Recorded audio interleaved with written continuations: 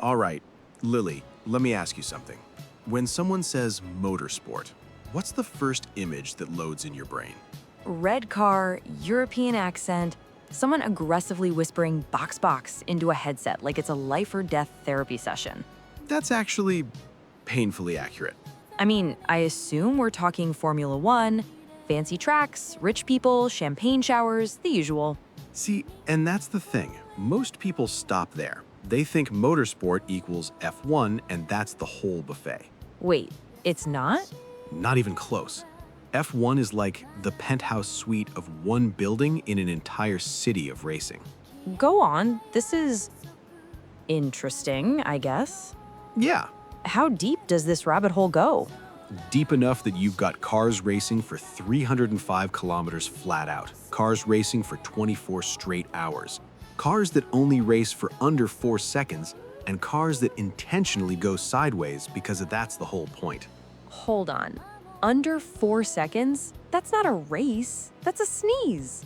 NHRA top fuel, around 11,000 horsepower. They hit 330 miles per hour before your brain even processes what happened. That's not horsepower. That's demon energy. Exactly. Okay, wait. So motorsport isn't just car go fast around track. It's like 8 completely different philosophies of speed fighting for dominance?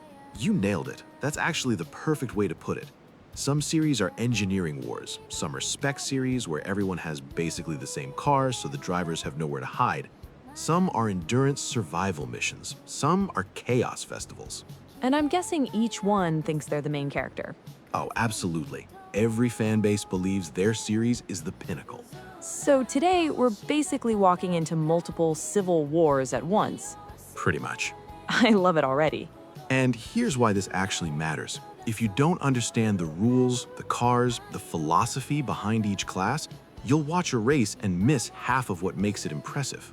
That's fair. Like, I used to think NASCAR was just left turns. Then someone explained drafting to me, and I was like, oh, okay, that's actually kind of insane. Exactly. Context changes everything. So what's the mission statement today, Professor? We're breaking down every major global motorsport class, not just what they look like, but why they exist, what they're known for, how much engineering freedom they allow, how expensive they are, and what kind of driver pipeline feeds into them. So, like, which ones are the sweaty engineering tryhards? Which ones are pure gladiator combat? And which ones are surprisingly accessible if someone wins the lottery and makes questionable life decisions? Yes, all of that. I respect it. And we're not overlapping anything. We're organizing them into clear categories: open wheel, prototypes, GT cars, touring cars, stock cars, rally and off-road, drift and exhibition, and then the niche monsters. That already sounds more complicated than I thought it would be. It's structured chaos. That's what motorsport is. Okay, but be honest. Are we about to start with open wheel because that's your favorite? Maybe. I knew it.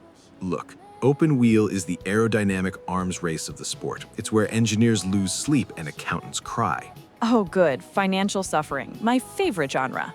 Some teams used to spend over $400 million a season before cost caps were introduced. I'm sorry, what? Yeah, That's not a racing budget. That's a small country's GDP per capita. and that's why we need this episode, because every class balances speed, cost, and spectacle. Okay, I'm in. I'm buckled. I'm mentally prepared. Good. Actually, no, I'm not. But go ahead anyway.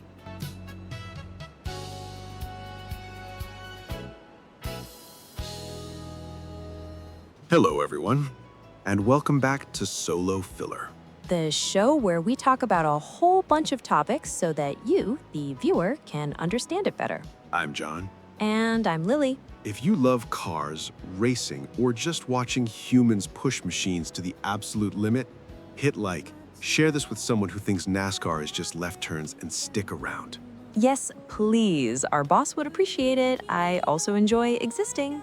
Today, we're explaining every major motorsport class operating globally. From the rich aerodynamic rocket ships to desert survival missions to sideways smoke shows. And by the end, you'll know which series is the fastest, which is the most physically brutal, which is the most engineering driven, and which one is secretly the most accessible. Now then, Ready to step into the aerodynamic war zone? I have a bad feeling about this. Good. That means we're starting in the right place. Open wheel time? Open wheel time.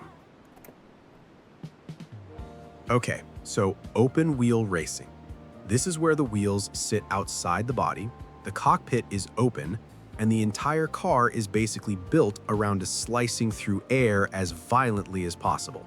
So this is the if it looks like a spaceship and costs like a spaceship category?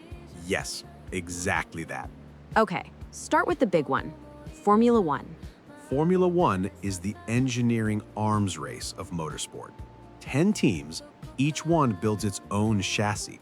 It's not just a driver championship, it's a constructor championship. So they can't just buy a car and show up. Nope. You have to design and manufacture your own machine. That's why the budgets used to go insane before cost caps came in. This is the $400 million therapy session we mentioned earlier. Exactly. Now there's a financial cap, roughly around the $135 million base range, though engine programs push total spending higher. But compared to the old days, it's controlled chaos. Okay, but what actually makes F1 different from just a really fast race car series? Power-to-weight ratio, aero, hybrid systems. An F1 car weighs about 722 kilograms, including the driver, and produces around 1,000 horsepower from a 1.6-liter turbo hybrid. Hold on, 1.6 liter? That's like Corolla engine size. Yes, but with turbocharging and an advanced energy recovery system. It's half internal combustion, half electric deployment strategy. So it's basically a science project that screams. That's one way to put it. And these things hit what? Like 350 kilometers per hour? On the right straight, yes, but the real insanity is cornering speed. The downforce literally sucks the car into the ground. So when they say drivers pull 4 or 5 Gs in corners, that's not an exaggeration? Not at all. Your neck becomes part of the suspension system. I would simply pass away. Most of us would. Okay, so F1 equals peak engineering. What about IndyCar? Because visually they look similar to me. Good question. IndyCar is high speed, high danger, but with a totally different philosophy. It's a spec chassis. Everyone runs the same Dallara DW12 platform. So less engineering freedom. Correct. Teams can't redesign the whole car. The engines are either Honda or Chevrolet 2.2-liter twin-turbo V6s, and development areas are limited. So the drivers matter more? In a very visible way, yes. Qualifying gaps can be separated by tenths or even hundredths because the cars are so similar. And this is the one with the Indy 500, right? Yep. The Indianapolis 500 is one of the most prestigious races in the world. Is this also the series where they race on ovals? That's what makes IndyCar unique. They do ovals, permanent road courses, and street circuits. Drivers have to master all three. So they need road racing finesse and oval bravery. Exactly. And here's the kicker. They don't use power steering. I'm sorry? What? Yeah, no power steering. That's not racing, that's upper body day. Are these racers also bodybuilders or something? It's physically brutal. Sustained G-forces plus wrestling the wheel at 230 plus miles per hour on ovals. But why though? Tradition, simplicity, and it keeps the cars mechanically direct. Okay, so let me see if I've got this straight. F1 equals maximum engineering freedom, global prestige, and sprint races of around 305 kilometers per hour. And IndyCar is more spec chassis, closer parity, insane oval speeds, and drivers built like buffed up gym bros. That's actually a perfect summary. I feel proud. You should. So where does something like Formula 2 or Formula 3 fit into this? Those are junior formulas. They're the ladder system. You move from karting to Formula 4, then Formula Regional, then F3, F2, and hopefully F1. So that's basically the career pathway. Yes, it's a structured pipeline. If you want to reach F1, you climb that ladder. And I'm guessing it's not cheap. Like, at all. Not even remotely. Figures. But that's open-wheel racing in a nutshell. It's the aerodynamic frontier, the category where the rulebook shapes innovation, and the car is basically an exposed missile with a steering wheel. And this is just Category 1. Just Category 1. I have a feeling the endurance people are about to show up and say, "Oh, you think 2 hours is hard? Wait till you see how long I can last in a driver's seat." Oh, they absolutely will. Go on. On with the transition. Next up, we leave the sprint rockets behind and step into something that runs for 6 to 24 hours. This is gonna be fun, I can tell. Sort of. I guess.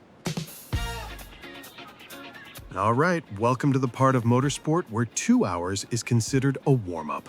I already don't like where this is going, and I can tell it's going to be tiring. Prototype and hypercar racing is endurance racing at the highest level. 6 hours, 12 hours, 24 hours. 24 hours of driving? Really? 24 freaking hours. What? Yes, well, split between multiple drivers per car, but the car never stops racing unless something breaks. So this is less who's fastest right now and more who survives the apocalypse. At least I know it's not just one dude driving for 24 hours straight. Thankfully, yes, but that's actually perfect. Endurance racing is about speed, yes, but also efficiency, reliability, teamwork, and not exploding at 3 a.m. This feels like the Dark Souls of racing. It kind of is. Okay, start with the top class. Right now, the top category globally is Hypercar, split into 2 technical paths, LMH and LMDH. I'm sorry, explain that in gamer terms, John. I'm not a car nerd, so please elaborate. Stay with me. LMH stands for Le Mans Hypercar. Those are fully bespoke, manufacturer-built prototypes. Meaning the car is completely designed in-house? Exactly. Chassis, aero philosophy, hybrid integration, freedom within the rulebook. So this is the engineering flex division. Yes. And LMDH, or whatever the hell it's called? Le Mans Daytona Hybrid. Those use a spec chassis from approved suppliers and a standardized hybrid system. Manufacturers still build their own engines and bodywork, but it's more cost-controlled. So LMH means we built this monster from scratch, and LMDH means we built our monster on a shared skeleton. Yep. Okay, I like this already, now that I understand. Now, here's the cool part. Both types compete together under something called the balance of performance. Ah, yes, the great equalizer. BOP adjusts weight and power so that different cars with different design philosophies can fight on relatively equal terms. Okay, but how though? Like, are they just guessing? No, it's data-driven. Officials analyze lap times, sector speeds, acceleration traces, stint averages, basically mountains of telemetry. Then they tweak things like minimum weight, maximum power output, and sometimes fuel flow limits or energy deployment. So they literally add or remove weight.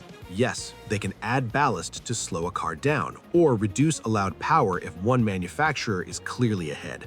Think of it like patch notes in a live service game. Oh, so if Ferrari is OP in version 1.2, the rulebook drops a small patch update. Exactly. It's not about punishing success, it's about keeping 5 or 6 manufacturers in the fight so the race doesn't become a parade. So instead of one broken game, we get competitive chaos. That's the goal. Without BOP, the richest team with the most extreme design would just run away with it. Okay, that makes way more sense now. So instead of the richest team just dominating forever, the rules kind of nudge things back into balance. That's the idea. Power is capped around 500 kilowatts, about 670 horsepower, and minimum weight sits around 1,030 kilograms. So heavier than F1, less raw horsepower than F1, but they're racing for an entire day? Exactly, it's sustained performance. Okay, but what's the crown jewel here? The 24 hours of Le Mans. Ah, the one where it gets dark. Yes, day turns into night, temperatures drop, drivers rotate, mechanics sprint, strategy becomes chess at 300 kilometers per hour. That sounds stressful. It is. One small mistake, one mechanical issue, and 18 hours of work can disappear. God, that's rough. I would cry if that happened and I were on the team. Most teams do, quietly. So who's in this class right now?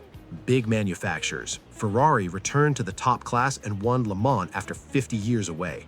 Toyota has been dominant in recent seasons. Porsche, Cadillac, BMW, Peugeot, Alpine, this is a proper golden age. So it's basically Avengers Endurance Edition. That's not even exaggerated. Okay, but philosophically, what makes endurance racing different from open wheel racing? Open wheel is about ultimate lap time and technical innovation in a sprint format. Meanwhile, endurance racing is about building something fast enough but durable enough to survive thousands of kilometers. So in gamer terms, F1 is time attack mode. Hypercar is survival mode. Perfect analogy. Okay, I kind of love that, especially since everyone gets to stop and take a break. And beneath Hypercar, you have LMP2, prototype cars that are more spec-based and often used as a stepping stone. So there's a ladder here too. Yes, the sports car pathway goes from GT4 to GT3 to LMP2 and then hopefully Hypercar. So open wheel has its ladder, endurance has its ladder. Exactly. And this is where manufacturers test hybrid systems and efficiency tech that eventually trickles down to road cars. Correct. Endurance racing has historically pushed innovations in reliability, fuel efficiency, and hybrid deployment. Okay, so a hypercar equals a manufacturer showdown, hybrid prototypes, 6 to 24-hour races, and chess-level strategy. Yes. F1 is the fastest over a lap. Hypercar is the most relentless over time. That's beautifully put. Thank you. I'm learning. Good, because next we're about to step into something way more relatable. Relatable? In racing?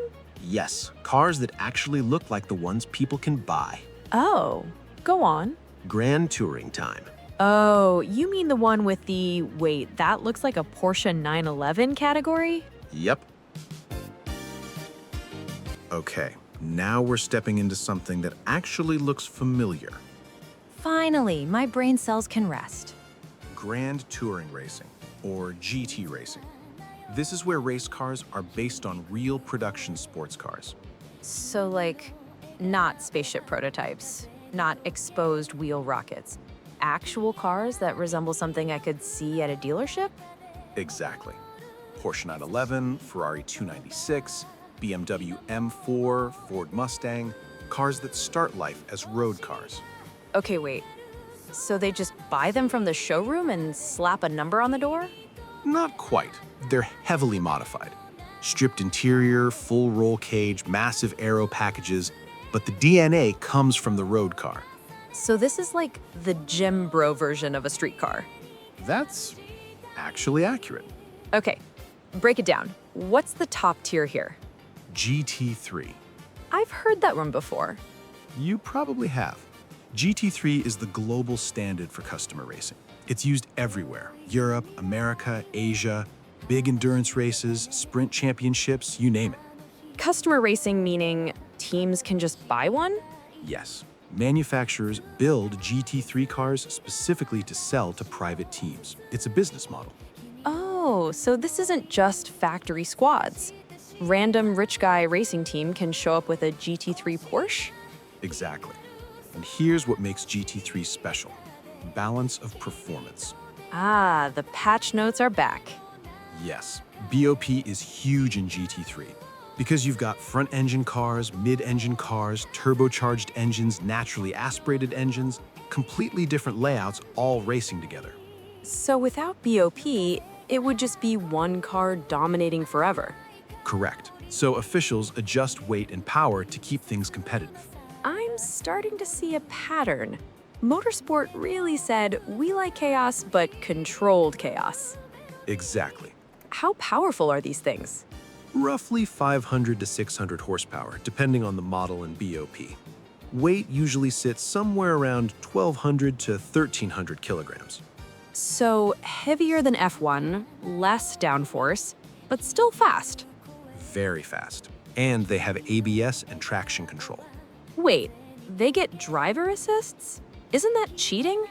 Yes, that's intentional. GT3 is designed so gentleman drivers can compete alongside professionals. Gentleman drivers, meaning rich hobbyists? Yes, FIA categorizes drivers by ratings: bronze, silver, gold, platinum. A bronze-rated driver could be an amateur business owner racing on weekends. So, this is basically pro-am racing. Like, the pro is saying, since you paid for the car, why not let you race then? Exactly.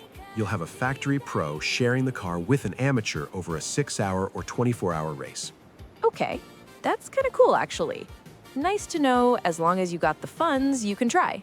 It keeps grids full and budgets manageable compared to prototype racing. Manageable is relative, I assume. Very relative. A full GT3 season in Europe can run into the low millions. Ah, so manageable if you own a yacht. Correct. And GT4, where does that fit? GT4 is the entry-level GT class. Cars are even closer to their road versions, about 80 to 90% production-based. So less aero, less power? Yes, around 400 to 450 horsepower. Simpler setups, lower cost.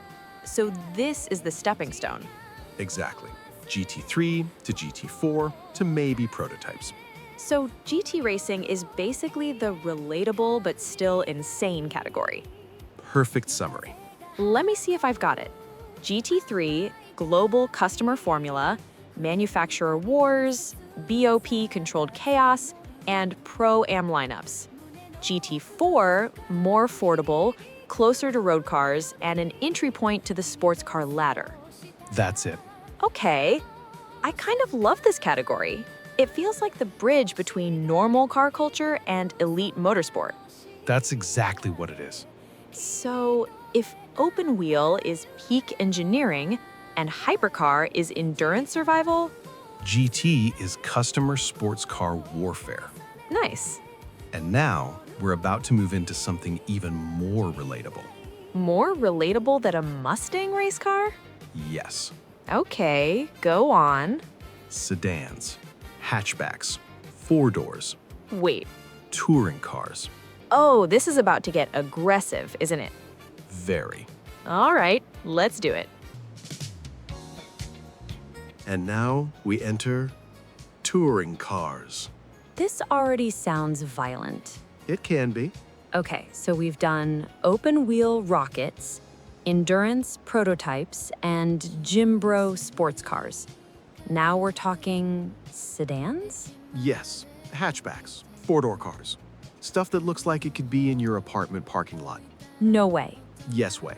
So this is like Honda Civic versus Hyundai Elantra, but with anger issues? That's actually not far off. I love it already. The global standard here is TCR, touring car racing. Break it down for me and the poor schmuck who's listening to this, will ya? Okay, so TCR is built around front-wheel drive C-segment cars. Think Honda Civic Type R, Hyundai Elantra N, Audi RS3. Front-wheel drive in racing. Really? Yes, That feels illegal and wrong if you're an RWD purist. it's not. It's part of what makes it chaotic. Elaborate. Because they're front-wheel drive and roughly around 350 horsepower, they rely heavily on slipstreaming, late braking, and aggressive positioning. So not massive downforce, not crazy aero. Correct. Minimal aero compared to GT or prototypes, which means closer racing. Translation, paint trading. Exactly. So this is the door handle to door handle category? Yes, and because it's BOP controlled like GT3, multiple manufacturers can compete globally under one formula. So a TCR car built in Europe can race in Asia or Australia with minimal changes? That's the beauty of it. One global rule set. Over 30 national championships use it. That's actually a smart move. It keeps costs lower than GT3 and makes it accessible for private teams. Lower cost meaning still expensive, but not I own a yacht and go golfing on Sundays expensive. Exactly. Okay, but what about that Australian series you mentioned earlier, the V8 one? Supercars Championship. That sounds aggressive already. It is. Historically centered around big V8-powered Ford Mustangs and Chevrolet Camaros. So now we're back to rear-wheel drive muscle cars. Yes, Around 650 horsepower, rear-wheel drive, loud, physical. So TCR is scrappy hatchback chaos. Supercars are heavyweight brawler energy. Perfectly put. Are they still production-based? Sort of. Supercars use a silhouette chassis now. Underneath, it's a standardized race platform. The body panels resemble Mustangs or Camaros, but the structure is purpose-built. So it looks like a Mustang, but under the skin, it's a race skeleton. Exactly. And they do endurance races too, right? Yes, the Bathurst 1000 is the crown jewel. High-speed mountain circuit. Zero room for error. Mountain plus V8 equals chaos. Controlled chaos. Okay, let me summarize this division. TCR, front-wheel drive hatchbacks, around 350 horsepower, global rule set, close contact sprint racing, supercars, rear-wheel drive V8 muscle silhouettes, around 650 horsepower, physical and aggressive, iconic endurance events like Bathurst. That's it. So touring cars are basically the relatable daily driver turned gladiator category. Yes, it's some of the most intense wheel-to-wheel racing you'll see because the cars are durable and built for contact. So if GT is polished sports car warfare, Touring cars are elbow-out street fights. I can respect that. And now, we're heading to something very American. How American? Big, heavy cars, oval tracks, drafting packs, Left turns? left turns, Stock car time? stock car time. Now we enter stock cars.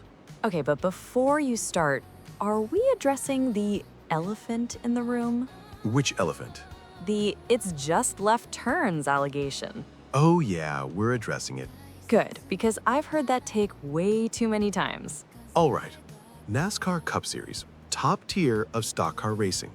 The cars weigh roughly 3,200 pounds minimum. Already heavier than everything we've talked about. Very.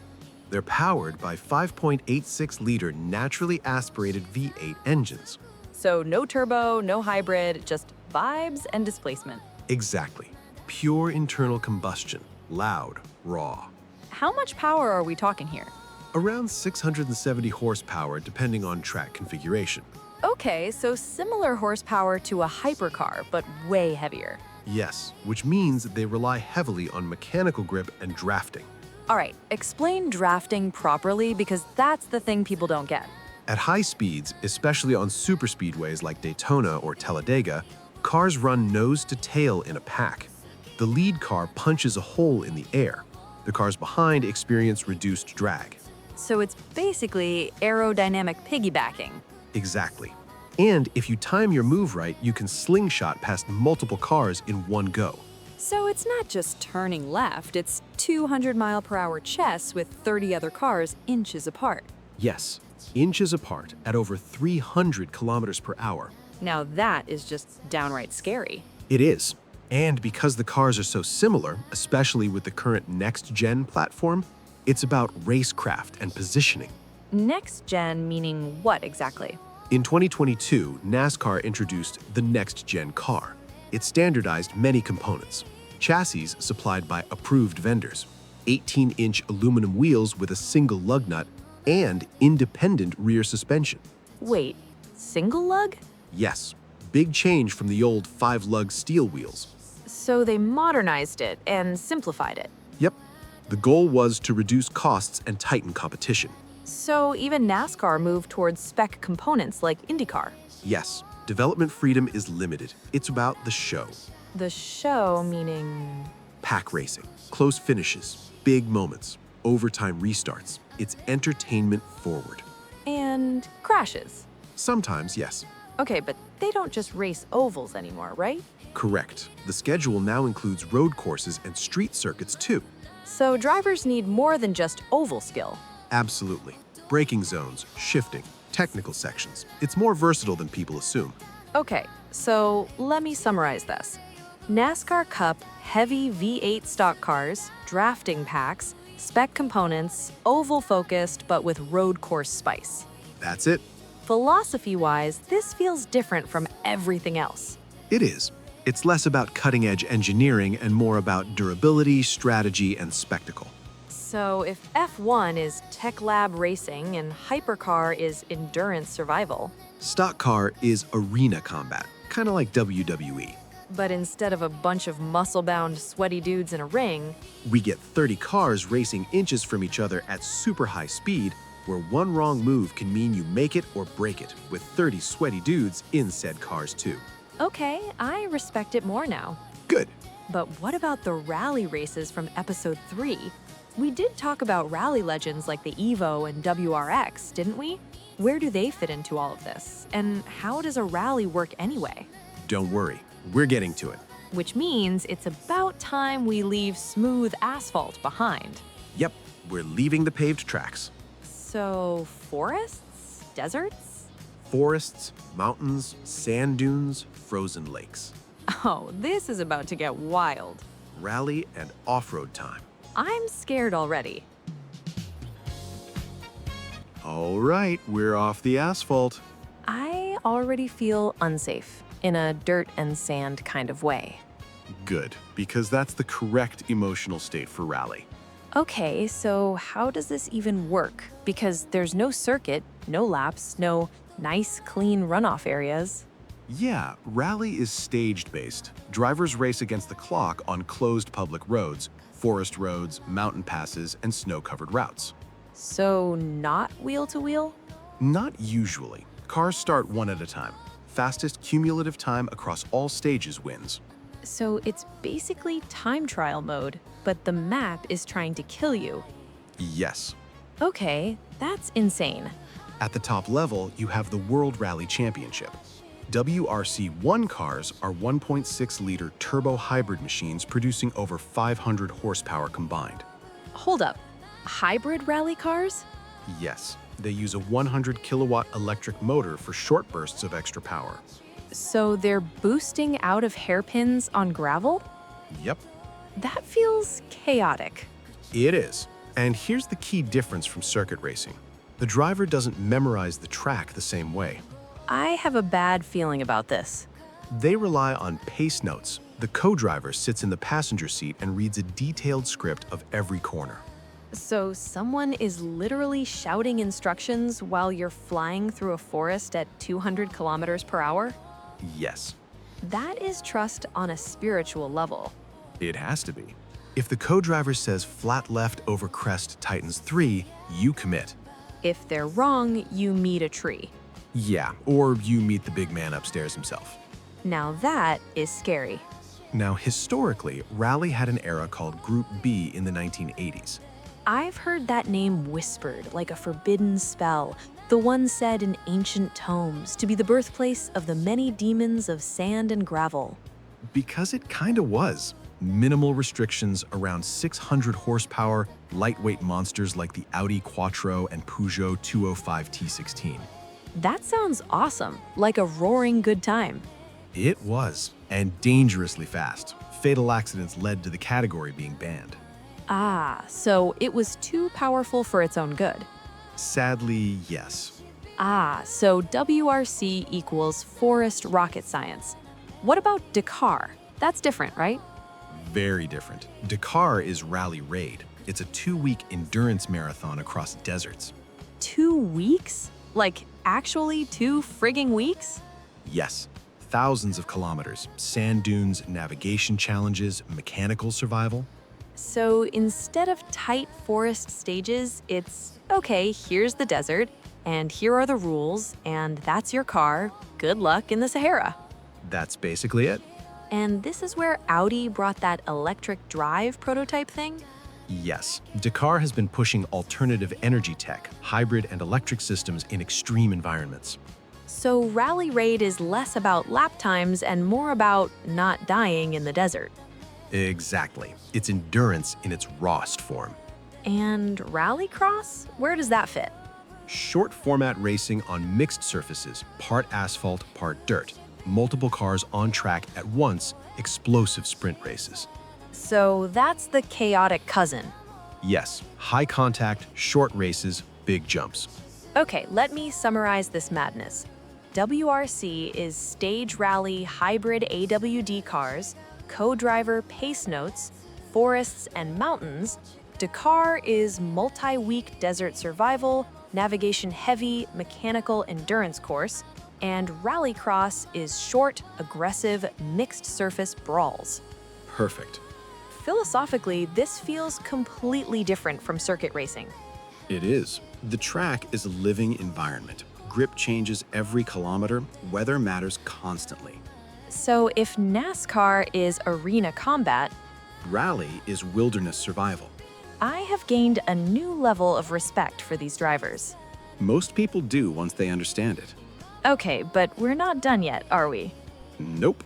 Because we haven't talked about the people who intentionally go sideways. You know, the ones we all associate with Fast and Furious Tokyo Drift. Oh yeah, cue the theme song. Yeah, the smoke merchants. The ones that make the tires and engines scream. Drift and exhibition racing. Hell to the yeah, let's go. All right, now we enter the part of motorsport where logic kinda takes a backseat. Oh, good. My favorite genre. This is where racing stops being about pure lap time and starts being about style, acceleration, or climbing a literal mountain. So we've officially left normal racing territory. Yeah, we're in the specialist division now. Okay. Start with drifting, because that's the one everybody thinks they understand. Formula Drift, judged competition, not time-based. Wait, so you're not racing the clock? Nope. You're judged on angle, speed, line, and commitment. Commitment? Yes. How aggressively and confidently you throw the car sideways. So this is basically controlled chaos with a scorecard. Exactly. Okay, but explain it like I'm 5. Why are they sliding on purpose? Because maintaining a high-speed drift with precision takes insane car control. You're balancing throttle, steering, weight transfer, and proximity to another car. Oh yeah, tandem battles. Yes, 2 cars, lead driver sets the line, chase driver mirrors the drift inches away. So instead of overtaking, you're trying to look cooler than the other guy while almost kissing their rear bumper. That's actually very accurate. And these cars are ridiculous, right? Like 1,000 horsepower ridiculous? Very common. Highly modified builds, big turbo setups, engine swaps, massive steering angle kits. So this is car culture turned into competitive art. Exactly. It's style meets mechanics. Okay, I respect it. Now, Now, what? drag racing. Ah yes, the blink in its over category. NHRA Top Fuel, fastest accelerating vehicles on Earth. Remind me again how stupid fast these are? Over 11,000 horsepower, 0 to 330 miles per hour in under 4 seconds. That's not a race. That's teleportation. They burn nitromethane fuel, around 15 gallons in a single 1,000-foot run. 15 gallons in 4 seconds. Yes. That's not fuel consumption, that's arson. They don't even use a traditional transmission. It's a multi-stage clutch system that progressively locks up during the run. So it's basically an explosion machine with wheels. More or less. Okay, but philosophically, this is completely different from everything else. Yes. Drag racing is pure acceleration science. No cornering, no strategy mid-race, just reaction time, traction, and controlled violence. Controlled violence might be the theme of this whole episode. That's fair. And now, the mountain, right? Yeah. Pikes Peak International Hill Climb. The one with like a million turns? 156 turns, 12.4 miles, climbing to over 14,000 feet. So thinner air, less downforce, less engine power, and a cliff on the side. Yes. Lovely. What kind of bonkers race is it now, Professor? Well, historically, it was partly dirt, now fully paved, but still insanely dangerous and technical. And this is where those wild, unlimited prototypes show up, right? Yes, extreme aero builds. Electric monsters like the VW IDR set record times because electric power isn't affected by altitude the same way combustion engines are. So this is engineering creativity unleashed. Very much so. Okay, let me try to summarize the madness here. Drift is judged as sideways art with 1,000 horsepower smoke machines. Drag racing is 4 seconds of mechanical violence and nitro flames. And Pikes Peak is a mountain time attack with aero monsters fighting gravity. That's beautifully chaotic. Thank you. And that officially covers every major style of motorsport. Wait, so from F1 to desert survival to WWE on wheels to literal rocket sleds, this is all under the same umbrella? Yes. Motorsport is unhinged. Structured, but unhinged. I love it. All right, Don't tell me we're wrapping up. we are. Okay, then we need a proper recap. Agreed. Let's bring it home, shall we? Okay, let's zoom out. Finally, my brain has been doing laps and it hurts.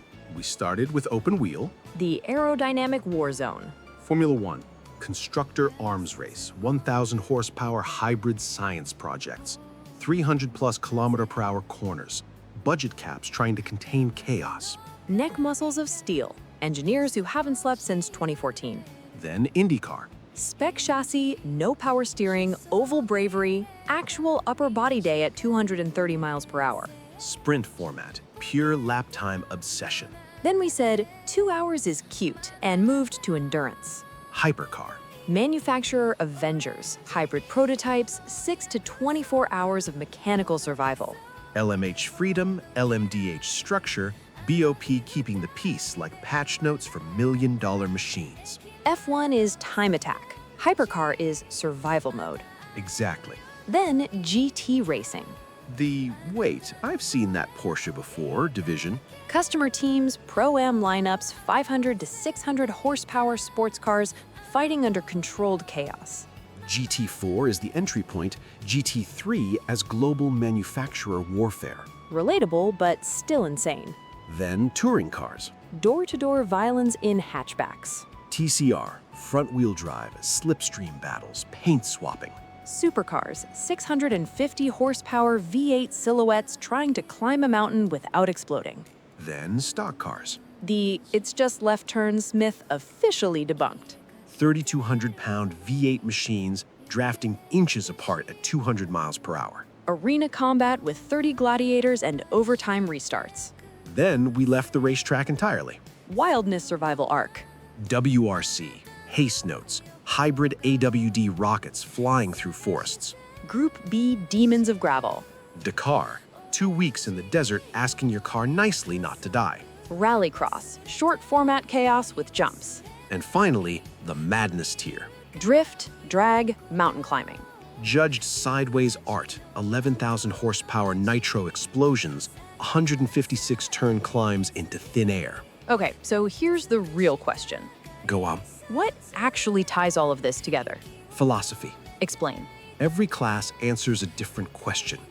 Formula One asks what's the fastest possible lap with cutting-edge engineering. Hypercar asks what's the fastest machine that can survive a full day. GT asks how do we turn road cars into global competition tools.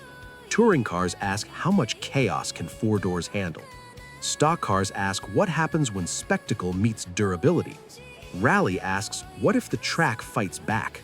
Drift asks can style be measurable?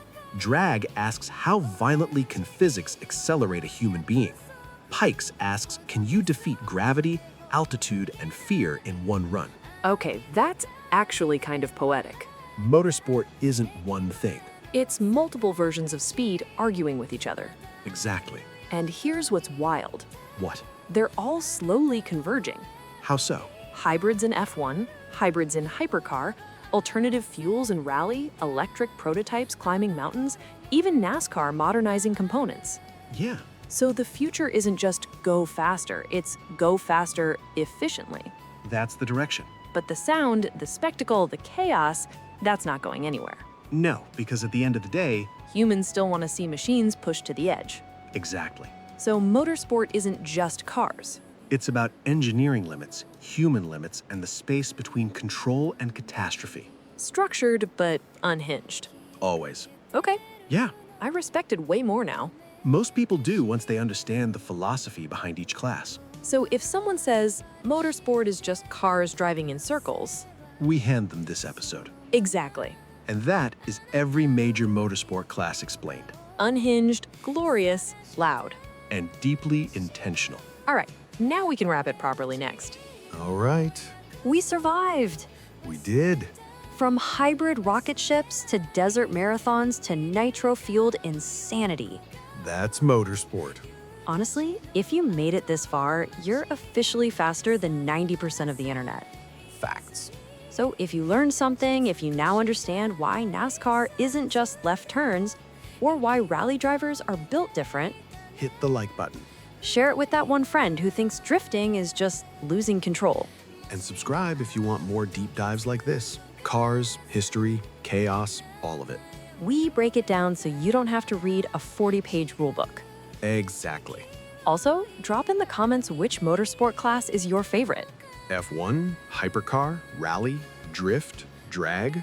Or are you secretly a touring car chaos enjoyer? No judgment here.